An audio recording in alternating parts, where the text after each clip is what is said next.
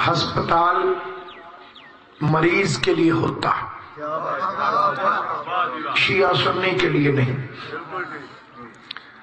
School طالب علم کے لیے ہوتا ہے، شیعہ سنی کے لیے نہیں۔ راستہ مسافر کے لیے ہوتا ہے، شیعہ سنی کے لیے نہیں۔ مجلسیں بھی انسانیت کے لیے ہوتی ہیں، شیعہ سنی کے لیے۔ ہم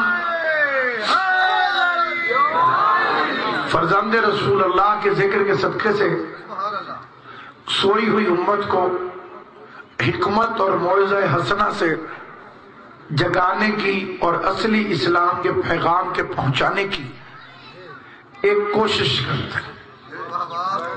ان مجلسوں کا ہرگز مقصد یہ نہیں ہے کہ ہم لوگوں کے مذہب تبدیل کر دیں، نہ ہمارے اختیار میں۔ جھوٹ بولتا ہے وہ جو کہتا ہے کہ میں نے فلاں بندے کو شیعہ کر دیا یا اتنے بندوں کو شیعہ کر دیا۔ میں اس نظریے کے، اس فکرے کے، اس فکر کے اور اس طریقہ واردات کے خلاف۔ اس لیے کہ ایک بندے نے ہمارے 8ویں امام سے کہا تھا، مولا میرا قرضہ اتار دیں تو میں شیعہ ہو جاؤں۔ میرے اوپر کچھ قرضہ ہے، اس کی وجہ سے میں بڑا تنگ ہوں، آپ کو اتار دیں میں شیعہ ہو جاؤں۔ امام نے اسے 2 تھیلیاں دی، اس میں اتنی رقم تھی جتنا اس کا قرض تھا۔ فرمایا علی کا صدقہ لے جا اور شیعہ ہونے کی بات نہ کر، کیونکہ اللہ نے علی کے شیعوں کی تعداد روز ازل سے مقرر فرما رکھی ہے۔ اگر تیرا نام اس لسٹ میں ہے تو تو جا کہیں نہیں سکتا، اور اگر اللہ نے تیرے لیے یہ مقدر ہی نہیں کیا، اس لیے تو بندے نے آیت پڑھی امام کے سامنے، ذالک فضل اللہ یؤتی من یشاء واللہ ذو الفضل العظیم۔ یہ تو اللہ کا فضل ہے، جسے چاہے اسے عطا فرمائے۔ تو مولا نے پوچھا کہ اللہ کا فضل کیا ہے؟ اس نے کہا مولا حکومت۔ فرمایا وہ تو فرعون کے پاس بھی تھی، خدا آپ کو سلامت و آباد۔ حکومت تو فرعون کے پاس بھی تھی، دولت فرمایا قارون کے پاس بھی تھی، بیٹے فرمایا ابو لہب کے پاس بھی تھے۔ اس کا مولا پھر اللہ کا فضل کیا ہے؟ کہا محبت علی ابن ابی طالب، ابو طالب کے بیٹے علی کی محبت اللہ کا فضل ہے، وہ جسے چاہتا ہے اسے عطا فرماتا۔ ارشاد ہو رہا ہے ان الدین عند اللہ الاسلام۔ بڑی سادی سی گفتگو کرنے کا عادی ہوں، مشکل کشا کی مدد اس بات کی مانگتا ہوں کہ مشکل بات نہ کروں،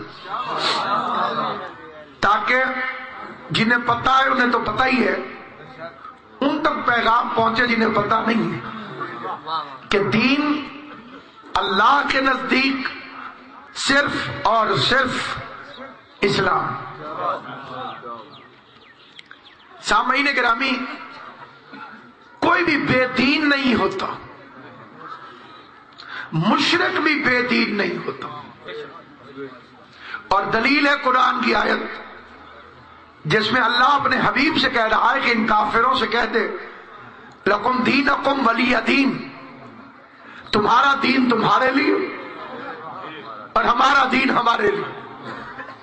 یعنی دیندار سارے ہیں، دین ہر ایک کے پاس ہے، کوئی بھی ایسا نہیں جس کے پاس مذہب نہ ہو۔ اب ان لفظوں کے معنی کیا؟ مذہب کسے کہتے ہیں؟ مذہب عربی زبان کے 2 الفاظ کا مجموعہ ہے، ما ذہبا۔ ما کا مطلب ہے جو، ذہبا کا مطلب ہے چلا۔ آپ روڈ پر چلیں تو روڈ پہ چلنے کے قانون ہیں، یہاں رک جائیں، یہاں سپیڈ اتنی ہونی چاہیے، یہاں دائیں موڑ سکتے ہیں، یہاں دائیں نہیں موڑ سکتے، پیلی بتی پہ احتیاط کریں، سرخ بتی پہ رک جائیں، سبز بتی پہ گزر جائیں۔ جس طرح دنیا کی سڑک پر چلنے کے لیے قانون ہے، ماں کے پیٹ سے لے کے قبر کے پیٹ تک انسان جس راستے پہ چلتا ہے اسے شریعت میں مذہب کہتے ہیں۔ اب میں مسلمان بھائیوں سے پوچھنا یہ چاہتا ہوں کہ آپ ذاکر حسین سمجھ کے میری عزت تو کریں گے، لیکن اگر میں خود لائسنس بنا کے دے دوں کہ جائیں جی ٹی روڈ پہ ریسیں لگائیں تو میرے لائسنس کی کوئی اوقات، آپ میری محبت میں مارے جائیں یہ ایک اور بات ہے، حکومت اسے تسلیم نہیں کرتی۔ لائسنس وہی قابل قبول ہوگا جو حکومت بنا کے آپ کو دے۔ آپ کسی بزرگ کی عزت کریں، ہم اس کو منع نہیں کرتے، لیکن لائسنس کی اتھارٹی نہیں ہے اس کے پاس۔ اگر دنیا کے بزرگوں کے پاس لائسنس دینے کی اتھارٹی ہوتی تو اتنا بڑا بزرگ اتنی چھوٹی عمر والے حسین سے کیوں کہتا مجھے لکھ کر دے دے میں آپ کا غلام ہوں؟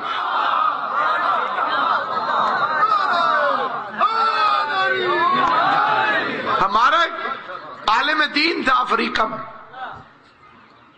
اس نے عیسائیوں کے بہت بڑے پادری کے پاس آنا جانا شروع کر دیا، صبح شام نشستیں، 3 دن اس کے گھر قیام۔ 6 مہینے بعد وہ مسلمان ہو گئے، شیعہ عالم دین کے ہاتھوں سے۔ اس نے اس کے بعد اپنے سارے شاگرد بلائے، اور یہ بات جو میں عرض کر رہا ہوں یہ آن دا ریکارڈ ہے، 70 شاگرد اس کے عیسائی پادری ہیں۔ اس میں کھڑے ہو کر اس نے تقریر کی، اس نے کہا حضرات میں نے تحقیق کی ہے اور اسلام کو دین حق پایا، اور میں مشرف و اسلام ہوں گی۔ میری خواہش ہے کہ جو میرے شاگرد ہیں وہ میری تحقیق سے فائدہ اٹھائیں اور مذہب اسلام کو قبول کریں۔ 70 آدمی تھوڑے نہیں ہوتے، ان میں ایک بندہ کھڑا ہو گیا، اس نے جناب آپ کون سے مسلمان ہوئے؟ مسلمانوں میں ایک فرقہ تو ہے نہیں، مسلمانوں میں فرقے ہیں 73۔ بڑا مشکل سوال تھا لیکن اس کا جواب اس سے بھی آسان تھا۔ اس نے کہا میں نے تحقیق یہ بھی کی ہے کہ گن کے مسلمانوں میں 2 فرقے ہیں۔ انہوں نے کہا کیسے؟ اس کا تم میرے شاگرد ہو، مجھ سے پیار کرتے ہو، میں مر جاؤں تم میں سے کچھ لوگ میرا غسل و کفن کرنے لگے اور کچھ میری جائیداد سنبھالنے چلے جائیں۔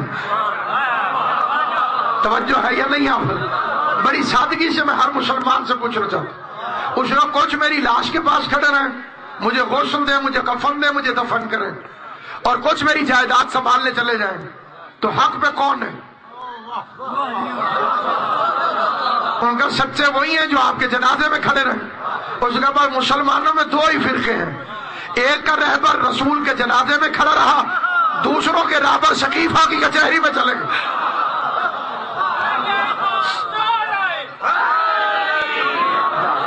مسلمان حقیقت سے جتنا مرضی منہ موڑ دے، حقیقت سے منہ نہیں موڑا جا سکتا۔ اسلام وہ بہترین مذہب تھا جو بدترین سازشوں کا شکار ہو گیا۔ اب سب سے پہلی بات تو ذہن میں یہ بٹھانی چاہیے کہ اسلام شروع کب سے ہوا۔ کئی لوگوں کے ذہنوں میں غلط فہمی ہے کہ حضور اکرم سے، نہیں، پہلا انسان جو اس دنیا میں آیا وہ مسلمان تھا، اور پہلا نبی جو آیا وہ پیغمبر اسلام تھا، حضرت آدم علیہ السلام، اور اس کا تعلق اگر مذہب اسلام کی تعلیمات سے نہ ہوتا خدا اس کا ذکر قرآن میں نہ کرتا۔ 29 جگہ پہ خدا نے ذکر کیا۔ پہلی بحث تو یہاں سے شروع ہو گئی کہ آدم جب آئے تو اللہ نے جنت میں بھیج دیا، یہاں سے میری تقریر شروع ہو رہی۔ خدا نے آدم کو جنت سے نکال دیا، پہلی اسمبلی خدا نے توڑ دی۔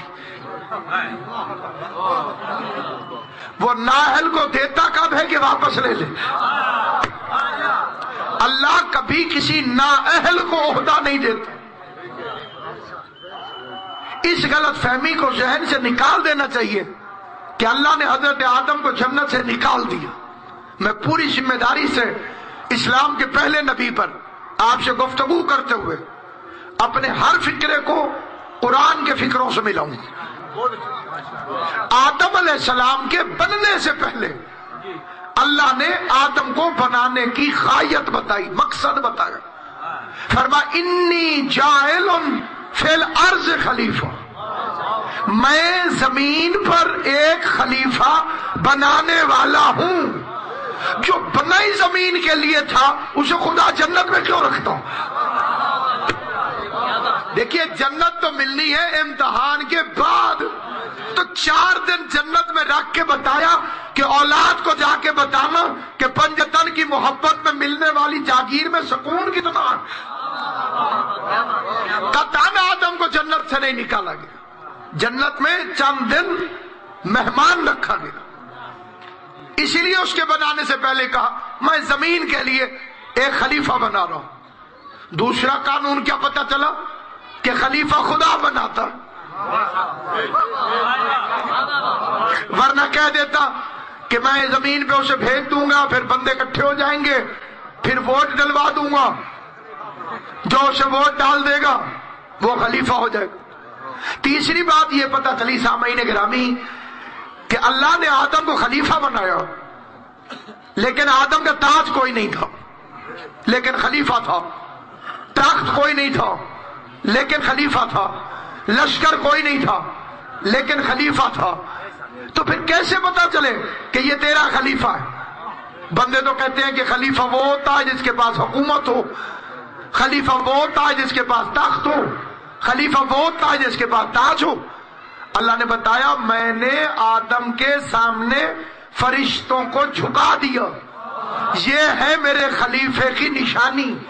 اب نبی کے بعد یہ نہ پتا کرو کہ تخت کس کے پاس تھا، تاج کس کے پاس تھا، حکومت کس کے پاس تھی۔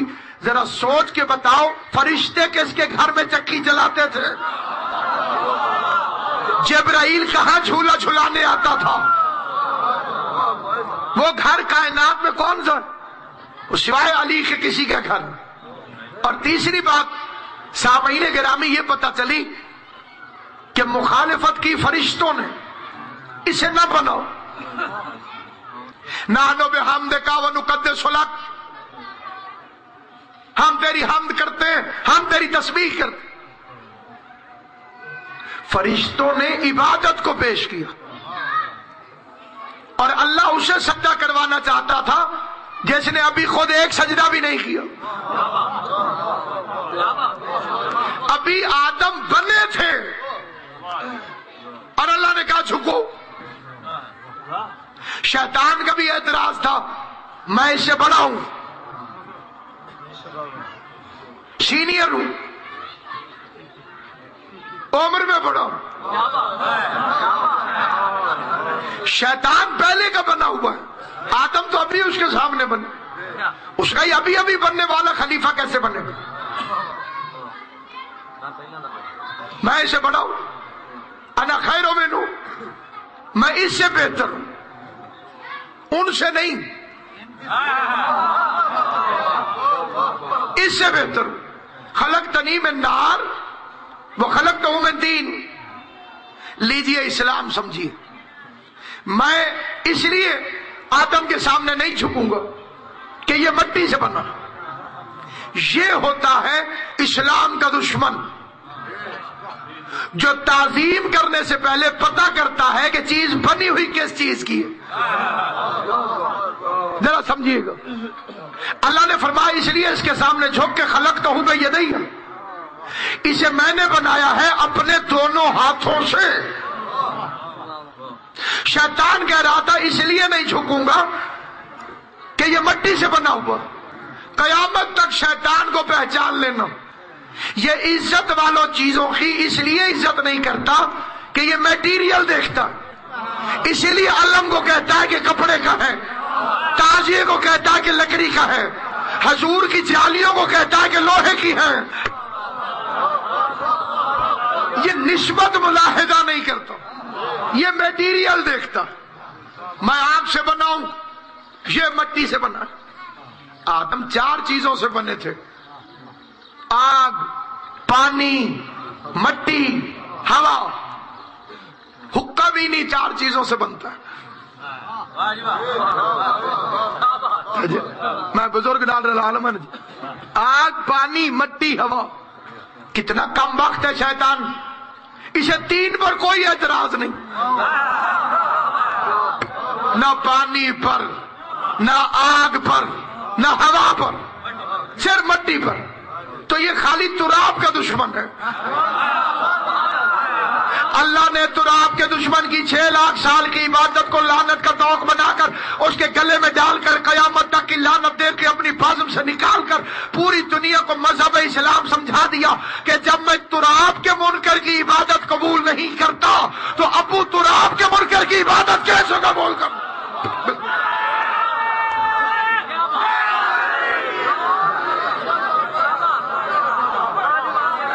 کئی بندوں کا خیال ہے کہ جناب آپ صرف آل محمد کا ذکر کریں، پلیتوں کا ذکر کیوں کرتے؟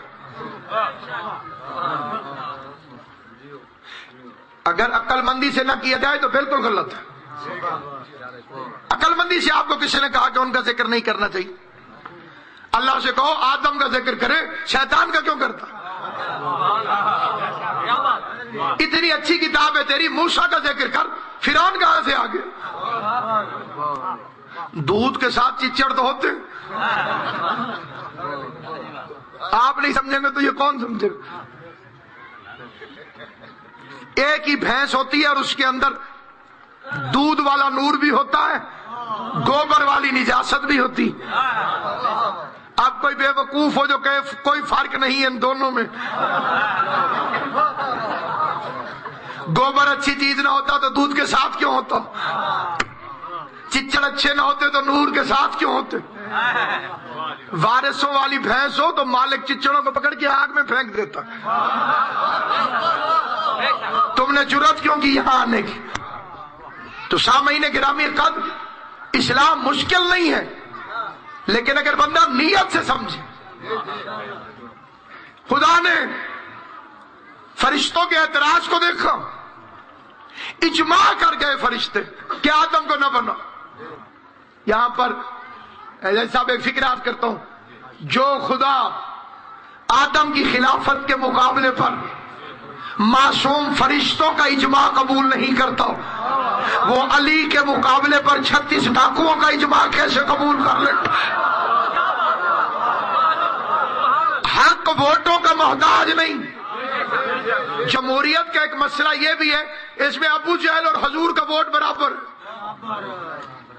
حضور کا ووٹ بھی ایک، ابو جہل کا ووٹ بھی ایک. یہ جمہوریت. حکمت کیا ہے؟ حجت خدا ساری ایک بھی ہو تو ساری دنیا ایک طرف، حجت خدا ایک طرف. اتنے فرشتے کھڑے تھے، اللہ نے کہا عبادت کا دعویٰ نہ کرو، انبئونی باسمائہم، ذرا مجھے یہ نام بتاؤ. اب مولویوں نے کیا 420 کھیلا یہاں پہ جی، حال تھا، ڈاکٹری تھی. یہ عجیب بے ایمانی ہے. اتنی اعلیٰ چیزیں یہ ہو گئی کہ خدا نے عرش میں سجائی ہوئی تھی. انبئونی باسمائہم، اور ہم کی ضمیر مردہ چیزوں کے لیے نہیں ہوتی، زندہ چیزوں کے لیے ہوتی. ذرا یہ نام بتاؤ. فرشتوں کے سر جھک گئے. سبحانک لا علم لنا الا ما علمتنا انک انت العلیم الحکیم. بے عیب تیری ذات ہے، حکمت والا تو ہے، تو ہی جانتا ہے. ہم اتنا جانتے ہیں جتنا تو نے ہمیں بتایا. اب اگلا فکرہ کیا فرما؟ یا آدمو انبئہم باسماء ہؤلاء، اے آدم تو ہی نے بتا. یہاں پہ ٹیکنیکل فرق ہے، اس پر نوجوانوں کی توجہ چاہتا ہوں. فرشتوں سے کہا تھا مجھے بتاؤ، آدم سے کہا انہیں پڑھاؤ. بڑی توجہ، خدا آپ کو سلامت و آباد و شاد رکھے. فرشتوں سے کہا مجھے بتاؤ، انبئونی، مجھے بتاؤ. آدم سے کہا انبئہم، انہیں پڑھاؤ. آدم پڑھا رہے تھے، فرشتے پڑھ رہے تھے. ستے پہ جگانا آسان ہے، جس نے جان کی آنکھیں بند کی ہو اس کی چارپائی بھی الٹ دو. وہ نہیں اٹھتا. لیجئے میں جگانے لگا ہوں ایک فکرہ کہہ کے، جس کا نصیب جاگے گا وہ فکرہ سمجھ جائے گا. فرشتوں سے کہا مجھے بتاؤ، انبئونی. آدم سے کہا انبئہم، انہیں بتاؤ. اب آدم پڑھا رہے تھے، فرشتے پڑھ رہے تھے. آدم استاد تھے، فرشتے شاگرد تھے. یا تو پوری کائنات میں وہ مولوی ڈھونڈ کر لاؤ جو یہ دعویٰ کرے کہ جبریل اس دن چھٹی پہ تھا.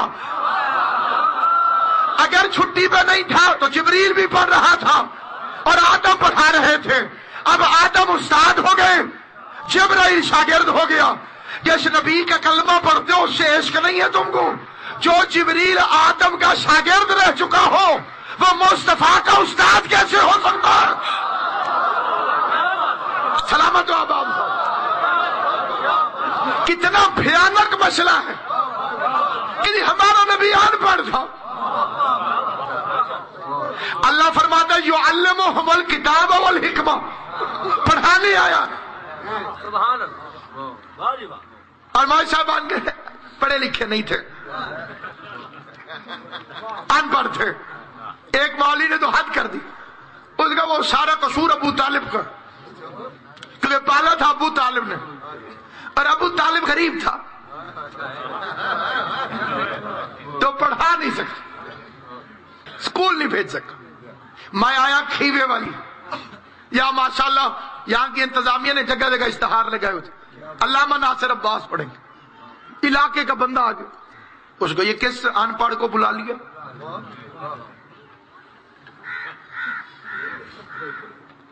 آپ نے پوچھا آپ جانتے؟ جانتا جوڑتا کوئی نہیں.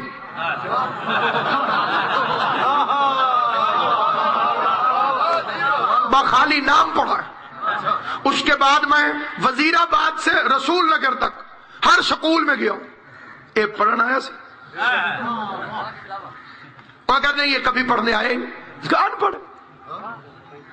آپ کہیں گے بے وقوف تو ان پڑھ. وہ کھیوے والی کا ہے جو تو یہاں کی سکولوں سے پوچھ رہا.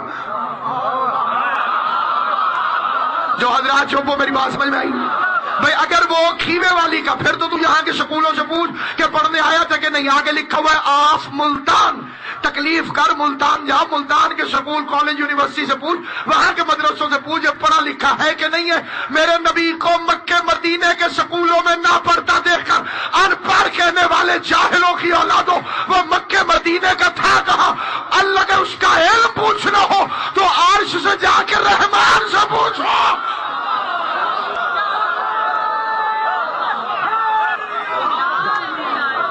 اور اس کے بعد دو چار ہوتے ہیں، پونے چار نہیں. میری تقریر سے پہلے کوئی مجھے جاہل کہے آسان ہے، تقریر کے بعد مشکل. آپ کہیں گے تقریر کر گیا ہے، وہ فکرہ بتا جو جہالت ہے. 23 سال نبوت کر گیا ہے میرا نبی. تو ان پڑھوں والی کوئی بات تو بتا. تجھے کیسے لگا کہ مصطفیٰ ان پڑھ جس کا دروازہ علی ہو؟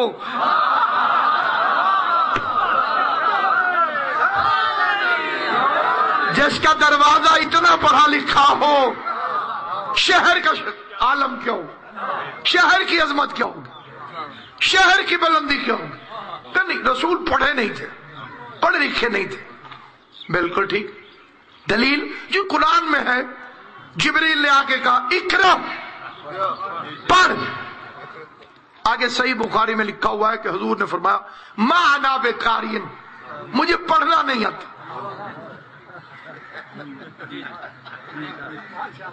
اوپر سے ظلم یہ ہے کہ اسے صحیح بھی کہو. یہ آپ کو پتا ہے کہ اس سے پہلے مسلمانوں نے صحیح کیوں لکھا؟ جیسے لکھا ہوتا ہے اصلی گھی دستیاب ہے.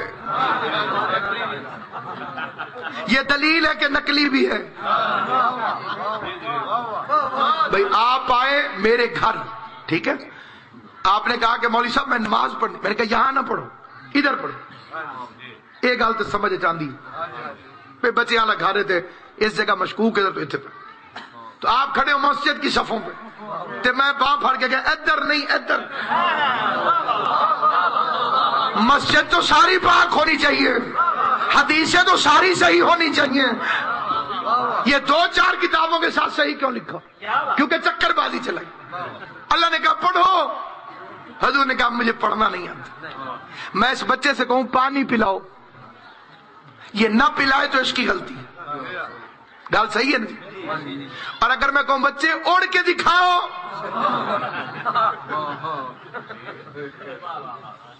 یہ میری غلطی ہے. جب مجھے پتا ہے کہ اسے اڑنا آتا ہی نہیں تو میں نے کہا کیوں؟ اگر نبی کو پڑھنا نہیں آتا تھا تو اللہ نے فرمایا کیوں کہ پڑھو.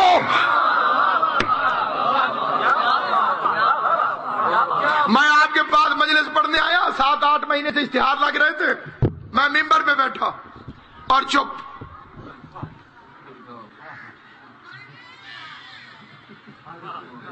آپ نے کہا پڑھو، پڑھنا نہیں. آپ کہیں گے ادھر کیوں بیٹھا ہے؟ ادھر ہمارے ساتھ آ کے بیٹھنا. قصور پھر ان کا ہے جنہوں نے مجھے بھیجا یا جنہوں نے مجھے بلایا. اعتراض کرو گے مصطفیٰ پر، حملہ ہوگا توحید پر. بھیجا پڑھانے کے لیے اور پڑھا کے بھیجا ہی نہیں. الرحمن علم القرآن خلق الانسان علمہ البیان. ایک تم اور میں ہیں. ہمارے لیے قرآن میں آیا اخرجکم من بطون امہاتکم لا تعلمون شیئا. جب تم پیدا ہوئے ماں کے پیٹ سے نکلے تو تمہیں شے کا علم بھی نہیں تھا. جو اسی آئے نا کچھ بھی پتہ نہیں تھا. یہ لوگوں نے بتایا تھا کہ یہ ابو ہے، یہ سن کے پتا چلا تھا یہ امی ہے. ہم صرف پینا جانتے تھے، نہ جانتے ہوتے تو مر جاتے. لیکن یہ پتہ نہیں چلتا تھا ہمیں کہ اس کا دودھ پینا ہے اس کا نہیں. ایک دن کے موسیٰ نے 1000 دائیوں کا دودھ نہیں پیا،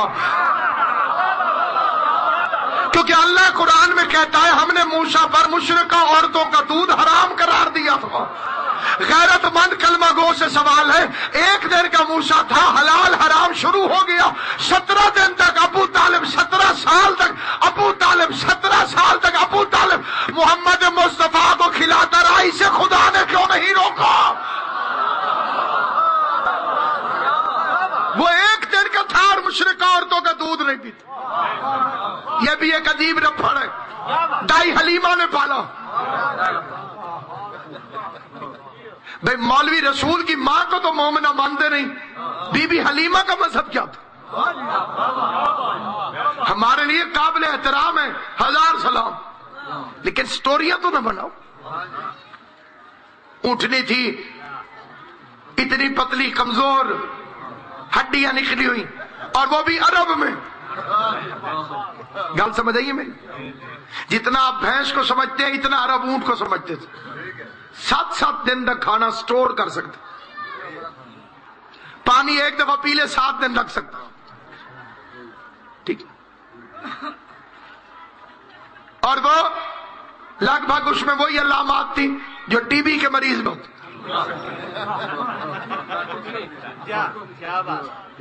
ماڑی جی ایک دائی سی جہاں نام حلیمہ مائی سی. ہاں جی، کوئی شے نہیں تھی. اس کے آگے کہتے ہیں کہ ہاشمیوں کا بچہ غربت کی وجہ سے کوئی لے نہیں رہا. تمہیں ہاشم کا مطلب ہی نہیں آتا. ہاشم کا مطلب ہے روٹیاں توڑ کر گوشت میں ڈبو کر لوگوں کو کھلانے والا. پورا عرب پلتا تھا ہاشمیوں کے خرچ پر. کعبے کے وارث تھے ہاشمی، اولاد ابراہیم تھی جناب ہاشم کی اولاد. تم نے پتہ نہیں کون سے ہاشمی دیکھے جو ان کا بچہ لیتا کوئی نہیں تھا، حلیمہ کو بچہ دیتا کوئی نہیں تھا. ٹیکنیکلی غلط ہے حضور کو کسی کے حوالے کر دینا. اس کے لیے میں ایک فکرہ کہتا ہوں اور پورے مجمع کی توجہ چاہتا ہوں. بات سے ٹھیک. آپ کو معلوم ہے کہ حضور کے دنیا میں آنے سے پہلے ان کے والد چلے گئے تھے. سارے مجمع کو معلوم، جس نے دنیا کے یتیموں کے سر پہ عزت کا تاج رکھنا تھا وہ خود یتیم پیدا ہو۔ حضور کے اور کتنے بہن بھائی تھے؟ کوئی نہیں، اکیلے تھے۔ اب یہ سوچنا چاہیے کہ حضرت عبداللہ کی عمر کتنی تھی جب وہ اس دنیا سے گئے؟ بہن بھائی بھی اور کوئی نہیں، پہلی اولاد ہے اپنے والد کی۔ 3 مہینے ابھی ماں کے پتن طاہر میں تھے کہ باپ دنیا سے چلا گیا۔ 6 مہینے ہو گئے تھے آپ کے دنیا میں آتے وقت، حضور کے والد کو دنیا سے گئے ہوئے۔ 24 سال کی عمر میں حضور کے والد دنیا سے چلے گئے۔ اب اگلا سوال یہ پیدا ہوتا ہے کہ 24 سال میں اگر عرب کا کوئی جوان اس زمانے میں دنیا سے چلا جائے تو پھر فوراً سوچ آتی ہے کہ موت طبعی تھی کہ قتل تھا۔ 24 سال کے آدمی کا دنیا سے چلا جانا مذاق نہیں ہے، سوال ہے۔ قتل ہوئے تھے حضرت عبداللہ اور مدینے میں قتل ہوئے تھے، وطن ان کا مکہ تھا۔ مدینے میں یہودی رہتے تھے، یہودیوں نے زہر دیا تھا کیونکہ ان کے ماتھے میں انہیں نور محمد کو دیکھا تھا۔ اللہ نے یعنی میں یہاں پہ ایک اور فکرہ کہہ دوں، حضور والا نور یہودیوں کو نظر آ گیا، کلمہ پڑھنے والے مسلمانوں کو نظر نہیں آ رہا۔ انہوں نے زہر دے دیا والد ماجد پیغمبر اعظم کو۔ وہ 24 سال کی عمر میں مدینے میں شہید ہو گئے۔ اب میں ہر سمجھدار سے پوچھتا ہوں، جس بی بی کو پتا ہو کہ اس کا شوہر جس نور کی وجہ سے عین جوانی میں قتل ہو گیا، وہ اپنے بچے کو ایک بڑھیا کے حوالے کر دے گی کہ تو لے جا میرے بچے کو جہاں مرضی؟ نہیں۔ اگلی بات، اور وہ قابل توجہ بات، کہتے ہیں کہ دائی حلیمہ کے گھر میں کھجوریں بھی تھی لیکن درختوں کی حد تک، اس پر کھجوریں نہیں اگتی تھی۔ آپ نے اگر کبھی کراچی کی طرف سفر کیا ہو تو ملتان سے لے کے کراچی تک آپ کھجوروں کو گن نہیں سکتے۔ آپ کو پتا ہے کہ یہ اتنی کھجوریں وہاں کیوں ہیں اور اس علاقے میں کیوں نہیں؟ یہ محمد بن قاسم کا لشکر آیا تھا، اسی روٹ سے چلتا ہوں، کھجوریں کھاتا آیا، گٹھلیاں پھینکتا آیا۔ جہاں سے وہ گزر گئے وہاں اتنی کھجوریں، اور عرب کا فروٹ ہی کھجوریں، کیونکہ وہاں اونٹ رہتا ہے۔ حکمت ربانی نے پھل بھی وہی پیدا کیا جیسا جانور تھا تاکہ اونٹ کا بو نہ پہنچ سکے، کیونکہ جانور سے باغ بچانا ضروری ہے۔ لیکن کئی جانور حد سے زیادہ بدتمیز ہوتے ہیں، وہ کسی کے باغ میں گھس جاتے ہیں۔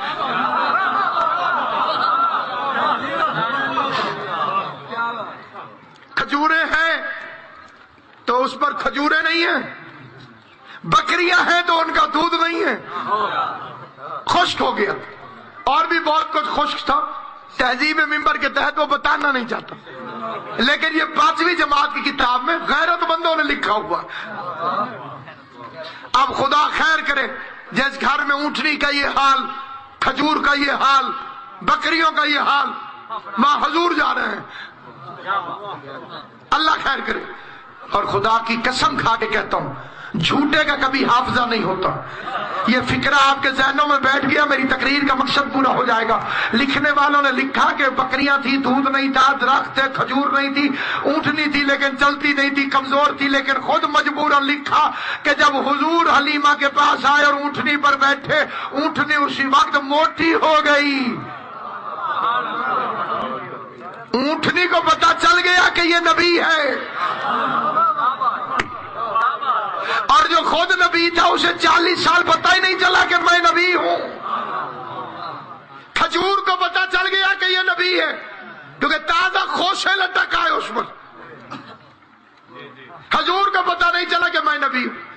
برتن بھر گئے، بکریوں کے تھنوں سے بہتا ہوا دودھ وہ نہیں رکا۔ اب ایک دفعہ پھر سنیے، حضور آئے تو کمزور بکریوں نے دودھ دینا شروع کر دیا، حضور آئے تو درختوں میں کھجوریں لگ گئیں،